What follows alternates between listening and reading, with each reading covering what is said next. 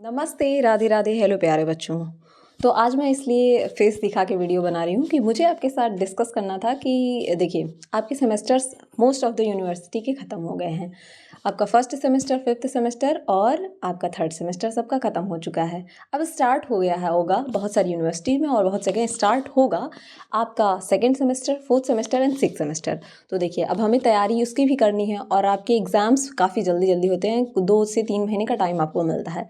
तो मैं कोशिश करूँगी कि जैसे मैंने नेक्स्ट बार आपका पूरा सिलेबस कंप्लीट करा था और बच्चों के फीडबैक भी काफ़ी अच्छे थे, उसी हिसाब से मैं इस बार भी सोच रही हूँ कि आपके जो बैचेज़ हैं सेकंड सेमेस्टर, फोर्थ सेमेस्टर और सिक्स सेमेस्टर की, उनकी पढ़ाई स्टार्ट कर दी जाए। बहुत सारे बच्चों के मैसेज भी आ रहे थे।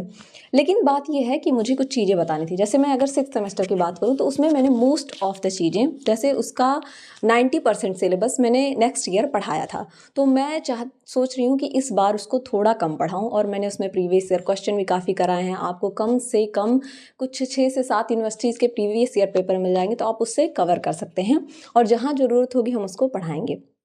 अब बचता है आपका सेकेंड सेमेस्टर और फोर्थ सेमेस्टर। सेकेंड सेमेस्टर में क्या है कि सेकेंड सेमेस्टर में आपकी कुछ चीज़ें, जैसे जो प्रीवियसली मैंने पढ़ा था वो आपको उतना सही से समझ में आएगा, तो मेरी भी बिगिनिंग की वीडियो थी तो उतनी अच्छी नहीं है। सेकेंड सेमेस्टर को हम स्टार्ट करेंगे, जिसमें आप सबसे पहले हम डिस्कस करेंगे सिलेबस के बारे में, ठीक है। Zoology as well as botany का। अब जूलॉजी में आपको बायोकेमिस्ट्री एंड फिजियोलॉजी पढ़ना है सेकेंड सेमेस्टर में, और बॉटनी में आपको डाइवर्सिटी पढ़ना है। जहाँ तक आपने फर्स्ट सेमेस्टर में पढ़ा था उसके आगे का, यानी एल्गी से आपको आगे पढ़ना है।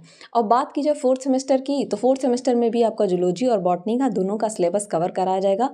और सबसे पहले हम सिलेबस ही डिस्कस करेंगे, क्योंकि सिलेबस के बिना आप जान नहीं पाएंगे कि आपको क्या पढ़ना है। और मैं पूरे डिटेल में आपको सिलेबस डिस्कस करूंगी, साथ के साथ हम क्वेश्चन भी करते जाएंगे, ताकि देखिए, अगर एक पैराग्राफ आप पूरा पढ़ लेते हैं तो उसमें आपको पता नहीं चल पाता है कि किस तरीके से क्वेश्चन करना है। और वहीं अगर मैं आपको साथ में क्वेश्चन करा दूं तो आपको आइडिया लग जाता है कि इस पैराग्राफ से क्या चीज़ें पूछ सकती हैं, क्वेश्चन किस फॉर्म में पूछा जा सकता है। इसलिए प्रीवियस ईयर क्वेश्चन लगाना हर एग्ज़ाम के लिए बहुत ज़रूरी है, चाहे वो आपका किसी प्रिपरेशन आप कोई कर रहे हो गवर्नमेंट जॉब की, या आप ग्रेजुएशन। और ग्रेजुएशन बहुत सारे जगहों पे ज़रूरी है, बिना ग्रेजुएशन के आप कर नहीं सकते।